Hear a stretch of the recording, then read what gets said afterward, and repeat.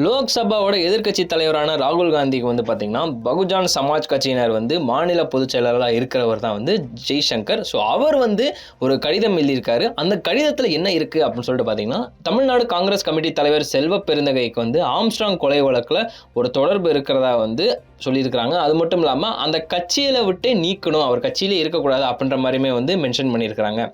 இது எதுக்காக அப்படின்னு சொல்லிட்டு பார்த்தீங்கன்னா, பகுஜன் சமாஜ் மாநில தலைவரான ஆம்ஸ்ட்ராங்கோட கொலை வழக்கில் தொடர்பு இருக்கிறதாகவும், அது மட்டும் இல்லாமல் தமிழக காங்கிரஸ் தலைவர் பதவியிலிருந்து செல்வ பெருந்தகையை நீக்கணும் அப்படின்றதுக்காகவும் சொல்லியிருக்கிறாங்க. இது மட்டும் இல்லாமல் புதிய பாரதம், புதிய தமிழகம், விசிகா, பகுஜன் சமாஜ் ஆகிய கட்சிகள் இருந்த பிறகுதான் பார்த்தீங்கன்னா அவர் காங்கிரஸ்ல இணைஞ்சிருக்கிறாரு. அவருக்கும் இந்த கொலை வழக்கில் ஏன் கைது செய்யலை அப்படின்ற நிறைய பேர் கேள்வி எழுப்பிக்கிட்டு இருக்கிறாங்க. காங்கிரஸில் தான் இருக்கிறாரு அப்படின்றதான் ஒரு விஷயம் எல்லாத்துக்குமே தெரியும். ஸோ அதுதான் பார்த்தீங்கன்னா கைதாகவில்லை அப்படின்ற ஒரு விஷயமும் மென்ஷன் பண்ணியிருக்காரு. இது மட்டும் இல்லாமல் அவர் கட்சியிலேருந்து நீக்கினால்தான் மக்கள் மத்தியில் காங்கிரஸ் நிலைச்சு நிற்கும் அப்படின்னு அவர் மென்ஷன் பண்ணியிருக்காரு.